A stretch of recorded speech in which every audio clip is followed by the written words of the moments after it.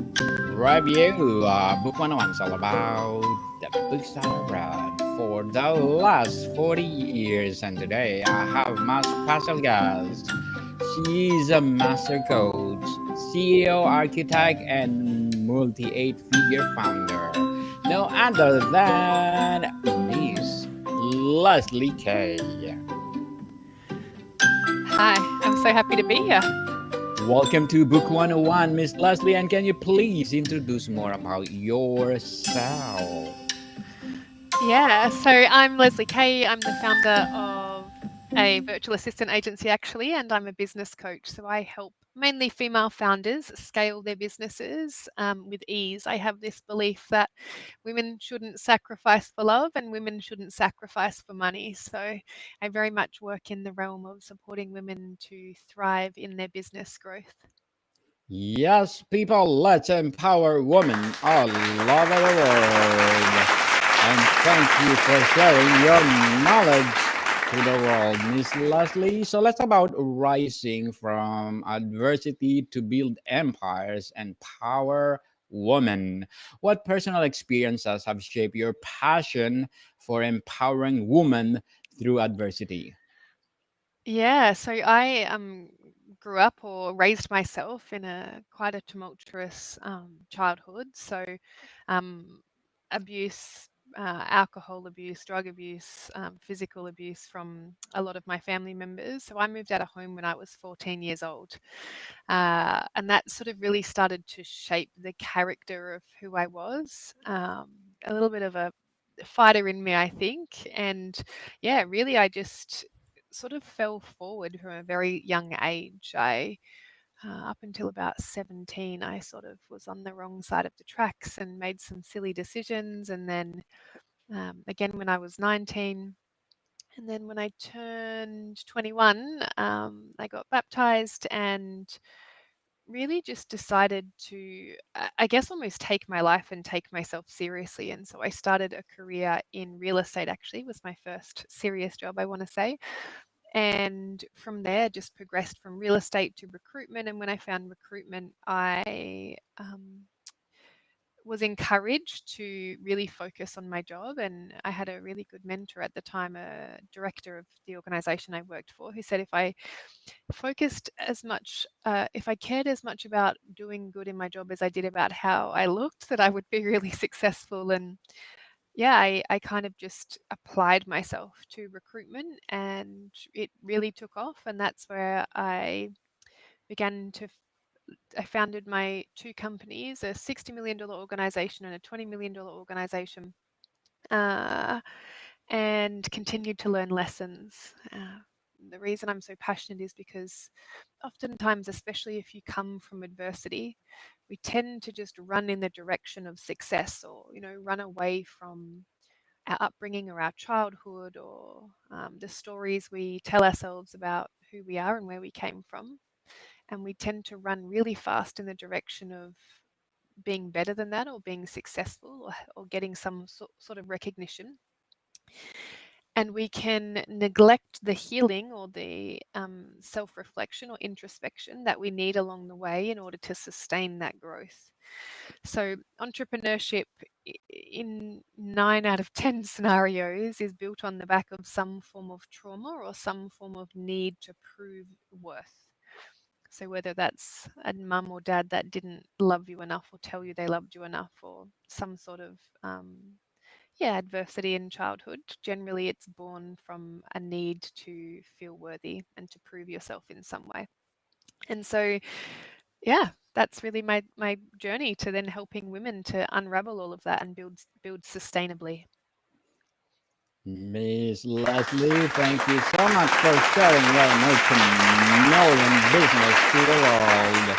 So, how do you find resilience and why is it essential in building empires and empowering others? Yeah, I love this question. Sometimes people say that resilience is not a skill that can be learned, but I don't believe that to be true. I think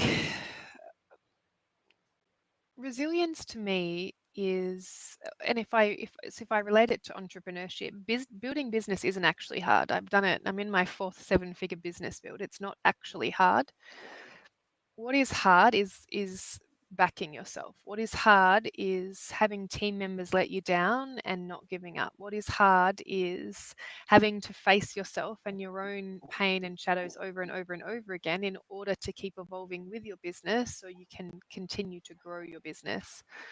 So yeah, resilience for me is about showing up for difficult conversations. It's about continuing to show up for yourself and your business, even on the days when you don't feel like showing up at all. And it's also,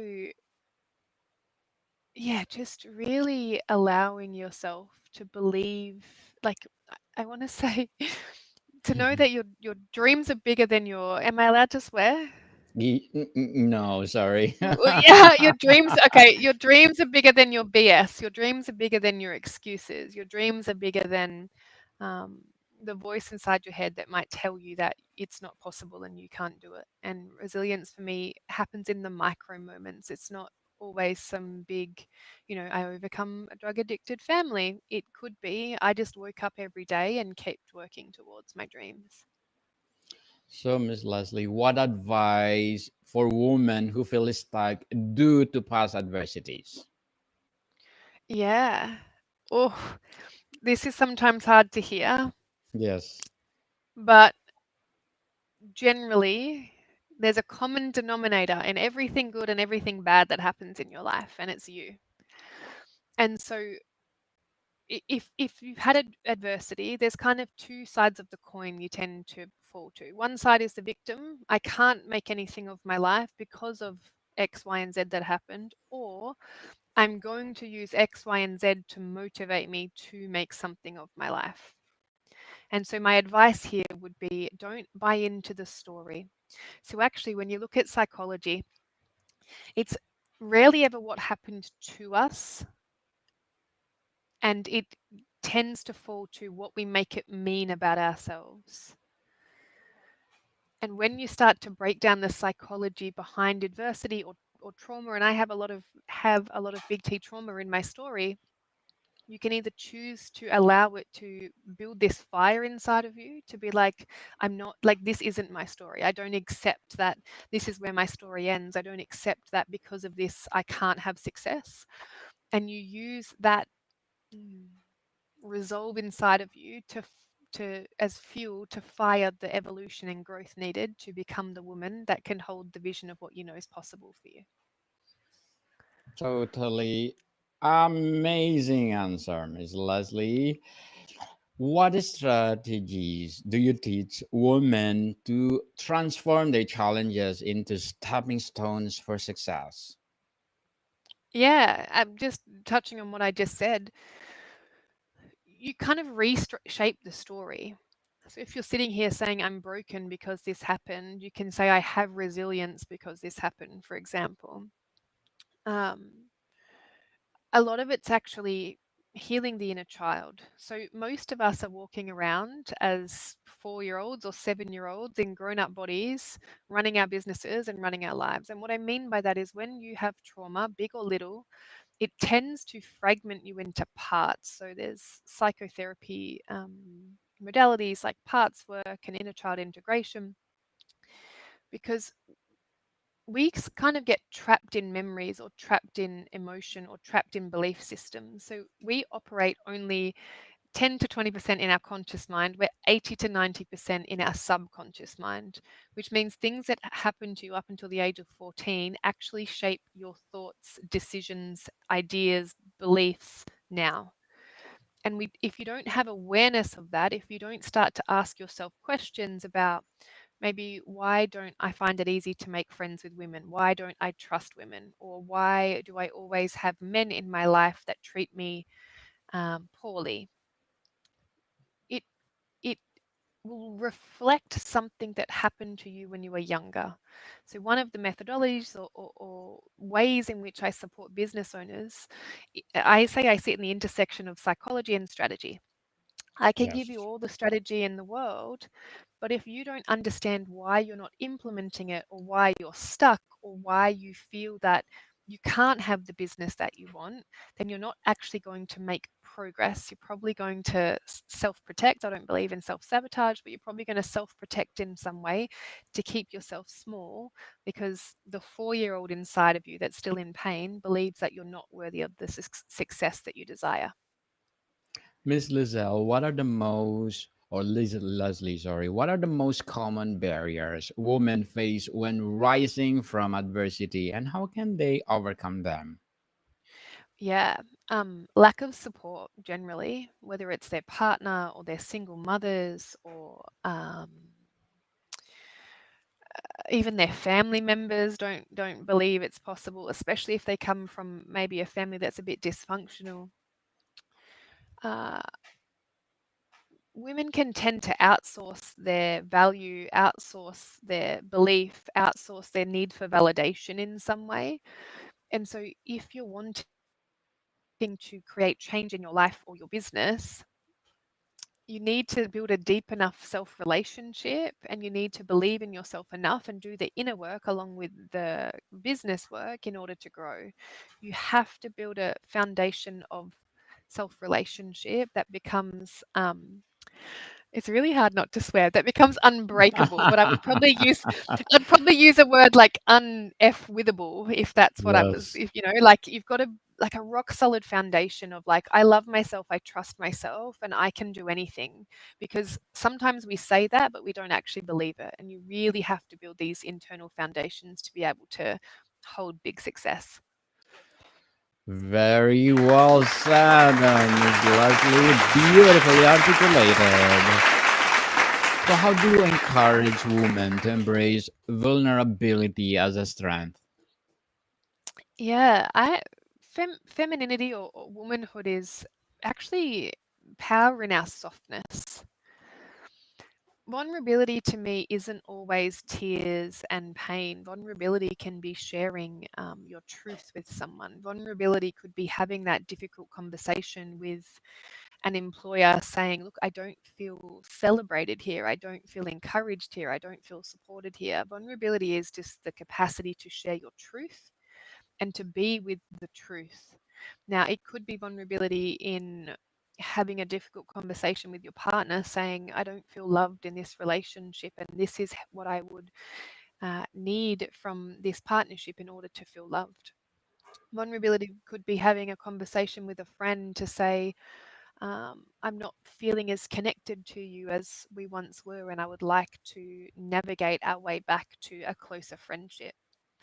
Um, Vulnerability could just be asking for help. It could be the businesswoman that's scaling a company, and on the outside, she looks so successful and she looks like she's got everything together.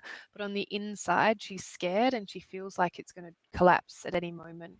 And vulnerability for her could be reaching out to a coach or a mentor or a strategist or a guide of some sort and saying, hey, I might look like I've got my things together, but I don't, and I need some support.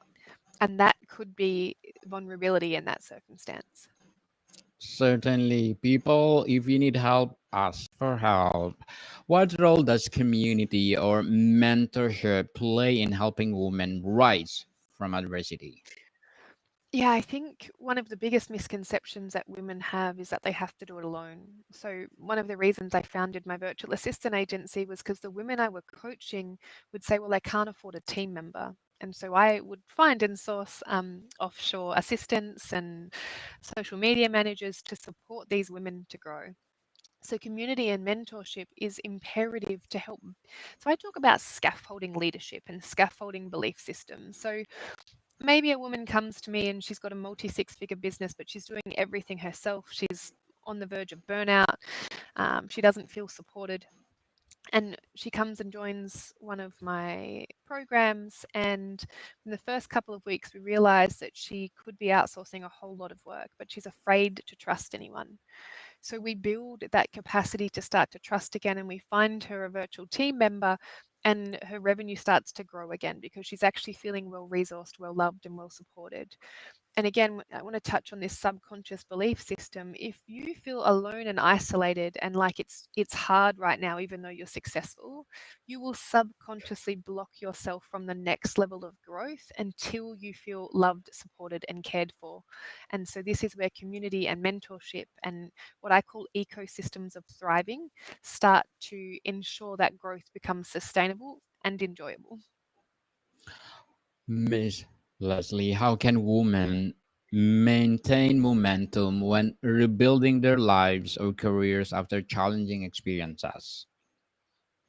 Yeah, outsource as much as possible. um, For I sure. don't do my I don't do my own cleaning. I don't do my own social media. I don't do any admin in my business. So for me, it's just realizing that we weren't meant to do this alone, and we need community. That community could be friends, it could be peers inside of a mentorship group. Uh, but for me, especially if you come from a mindset of potential trauma or adversity, I was very much a lone wolf for a long period of time, and I didn't like to ask for help. So I created Limitless with Lezly Kaye because when I was building my 8-figure companies, I felt so alone.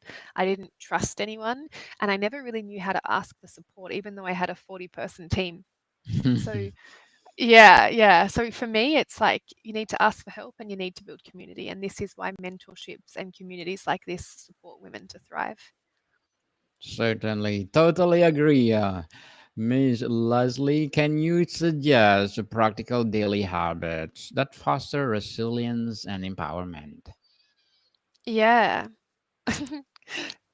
Find more trust within yourself in the micro moments. So, resilience is a game of trust. Like, how much can I trust myself? Um, I sort of relate this to if you decide that you want to lose 10 kilos and you're not a morning person, but you tell yourself you're going to wake up at 5 o'clock in the morning to go to the gym. You set your alarm, but you don't get up. You've actually just proven to yourself that you can't trust yourself. So, what you need to do to build resilience is make micro changes before you do macro changes. So, this might mean when you're having your lunch, go for a 10-minute walk before or after. It might mean swapping out your white potato for sweet potato. It might mean, yeah, getting up 10 minutes earlier every day just to have more time with yourself. So, building this muscle is about how much can I deepen my relationship with trust within myself. And yeah, for me, it's also, or it was, not so much these days, but having an inner dialogue with the little girl inside of me. It might sound silly, but when you start to, so I would put my hand on my heart and look in the mirror and say, I love you, I see you, and I'm right here with you. And that would start to reinforce this internal dialogue that I wasn't alone anymore and that I was supporting myself to grow through the evolution that I was currently facing. So, how do you address the fear of failure when coaching women aiming to rebuild their lives? Yeah. I mean, I've failed to the sum of $3 million. So I closed one of my businesses with a $3 million Australian tax office debt. I didn't die. I didn't go to jail. No one actually cared, to be honest. I mean, I did it in True. a very ethical way. And I think the biggest fear in business is failing. The biggest fear is having a tax debt. The biggest fear is sending a business into voluntary administration. I've done it. I promise you, it's not as scary as it might sound or feel at the time. And really, it's just about having the right people in your corner to support you if something goes wrong. For me, fear of failure is almost fear of being alone if something goes wrong. And this is why you need support systems and networks and communities to be able to hold you through the full life cycle of business. Certainly. So, what is your approach to helping women reclaim their confidence after significant setbacks? Hmm. I almost feel like, for me personally, every time I've had a setback, it's just shown me how strong I am. Um, if you're facing a setback right now, I would look for evidence of all the times and ways in which you've succeeded. Because when we have a setback, what our subconscious wants to do is attach to the failure and try and prove to ourselves that we can't do it because maybe we failed in high school because we lost the 100-meter sprint or something. So if you're trying so if you're trying to change that belief system, you've got to find evidence to show every other time you've won. So it might be you won a race or you won a raffle at a prize or you've had a successful business. So again, I folded a company with a $3 million debt and I started a new business within months because I knew that I'd done it before and I learnt my lessons in the failure. Failure generally only feels bad if we make it mean something about ourselves. So I didn't make my failure mean that I couldn't scale businesses. I actually got a real life MBA because most business owners don't go through that and come out the other side. So now Yes. I have, yeah, like I have a skill that you can't teach in a classroom. I mean, I've got my, um, uh, I've sat on in director training and on director boards, and they teach you about this sort of stuff. But I now have the lived experience of what it's like, and now I guide lots of women through restructuring their businesses because I now have the networks and the support systems to actually understand the process and what's required. Yes, people don't afraid to commit mistakes or either failure because you will learn from it in the process. So in your Yes. opinion, what societal changes would best support women's journey from adversity to empowerment? Mm. Oh, if I could wave a magic wand, Yes. 6 month paid healing sabbaticals. Actually, the whole world needs it, but often people don't take time to do the inner work and to heal because they have bills to pay and kids to look after and businesses to run. And so we push it aside or push it down or pretend that it's not there. And if the world, not just women, but we'll say women, if there was like I don't know, a pension or a fund where women could just take 6 months to heal and to recover from burnout and recover from pushing so hard for so long, then they re entered the workforce or re entered entrepreneurship or whatever it might be, I feel we would have a very productive, well rounded, happier workforce and happier entrepreneurial network. Very well said, Miss Leslie. Very well said. So, what's the most rewarding aspect of coaching women to rise from adversity and build successful ventures? Mm, the freedom they find. And it's not just in the business ownership, but it's like freedom within themselves. It's this realization that they don't have to sacrifice for their businesses or for money or for love. Um, and the realization that they get to have everything. Like when women actually see that they don't need to sacrifice anymore, that they can have the life that they desire, it's just, yeah, it's beautiful. Definitely. Perfectly beautiful. So, Miss Leslie, before we wrap up our discussion, I'm inviting you to please do listen to one of my audiobooks, people audiobooks, available on Audible. For sure, my Book 101 Review Volume 3 Suggestions, Book 101 Review Volume 2 Selected, and Book 101 Review Volume 1 Highly Recommended. These are the product of my first season of on Book 101 Review. And of course, my self help book, Trust of Existence, Waving the Tapestry of Life, and Stand Tall, Stand Together, Breaking the Chains of Bullying. And Life is Too Short, a journey of discovery and fulfillment and joy. And my climate change book, Earth, Fever, the Unraveling Climate, and Our Race to Restore Balance. Please do listen and available on Audible. So, Miss Leslie, this is are my final questions to you. My question is, what message would you share with a common or a woman currently facing adversity who dreams of building her own empire? Like you. Mm, mm. No one's coming to save you, so you have to take the first step, but you don't have to do it alone. There is people that can support you. You just need to figure out who and how. Yes, if you need help, people, call Miss Leslie. For sure, she will help you. Think limitless as the movie itself. It's so awesome. So, Miss Leslie, thank you so much for sharing your knowledge to the world. And we are hoping for more and more and more empowering knowledge to come. So, can you please invite our listeners to support your business itself? Yeah, please. Probably the best way is to follow me on Instagram, which is at Lezly Kaye. But look in the show notes for how to spell my name because it's Lezly Kaye. Yes, people, let's support Miss Leslie Kay because if you support her, more and more and more billion business to come. So, Miss Leslie, thank you so much for your time. Thank you so much. More to come, people. See you soon.